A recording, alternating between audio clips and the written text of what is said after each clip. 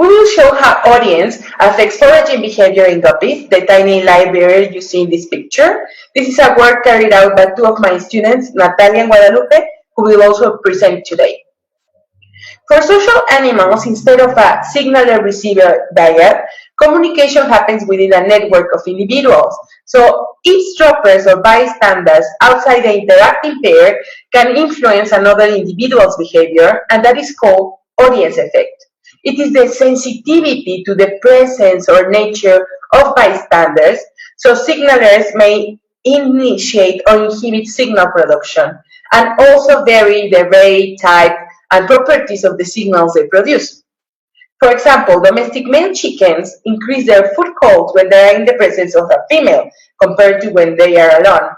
And female monkey cappuccinos call more if they are surrounded by a group. However, audience effect on foraging behavior has mainly been studied in birds and primates, leaving behind other taxa that also show complex social relationships, like guppies. They are highly social, particularly when foraging, and they show strong sexual dimorphism, which includes differences in sociality and foraging behavior. In fish, audience effect has mainly been tested on sexual behavior. For example, there is male choice copying, and in front of a male audience, males change their behavior, including their own mating preferences. So it is likely that audience affects foraging behavior too. We tested how audience affects female and male guppies' foraging behavior and whether the location of the food was an important factor. So, how did we answer these questions? Well, first we collected wild guppies from Tepejuma, Puebla in Mexico, and then we trained them to eat from food patches like in the image shown. Then we used them in the following experimental design. Our experiment consisted of two factors. One being the type of audience, consisted in females, males, mixed or without an audience, and a foraging patch that was positioned near or far from the audience. Treatments involving an audience contained 30 repetitions each, whereas controls contained 20 repetitions each. We analyzed our data using generalized linear models and survival analysis. Behavioral trials consisted in the recording of the foraging behavior of a focal guppy in the absence and in the presence of an audience consisted of 4 fish, and a foraging patch that was positioned near or far from the audience depending on treatment.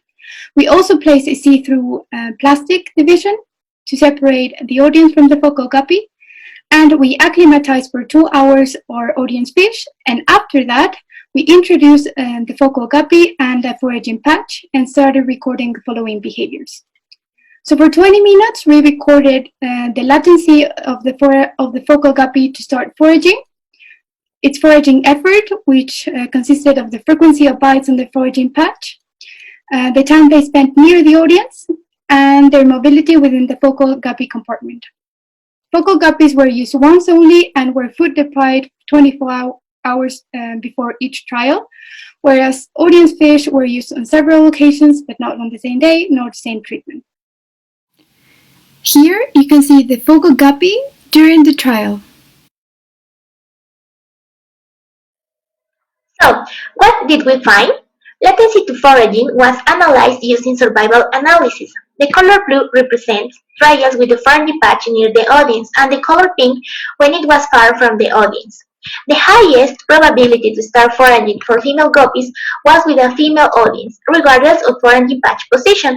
The probability was higher too with a mixed audience, and the food close to it. In other words, females started to eat faster when other females were close to the food. Males showed a different pattern since the probability to start foraging was higher when the foraging patch was close to any audience type. So, females started to eat faster when the food was near to other females, and males did it with any near audience. In terms of foraging effort, in the x-axis you see the audience types, no audience, female, male, and mixed, and in the y-axis the frequency of bites. Pink color represents when the foraging patch was far from the audience, and blue color when it was near the audience. So, female guppies ate more when the foraging patch was near the female and mixed audience. However, males decreased their bites when the foraging patch was far from male and mixed audience.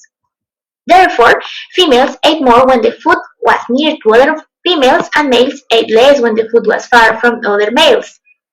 Here, I show you the time that focal fish spent close to an audience. Females spent more time near the mixed audience when the foreign patch was close to it, and males when the foot was close to female and mixed audience. It is clear that guppies prefer being close to an audience, but they spend the same time with an audience that corresponded to their own sex, regardless of the foreign patch position. Finally, mobility was the same in all trials for females. Interestingly, males decreased their mobility when the foreign patch was near to a mixed audience. In conclusion, an audience modifies the foraging behavior of male and female guppies, and each sex responds differently depending on the costs and benefits they gain with that specific interaction.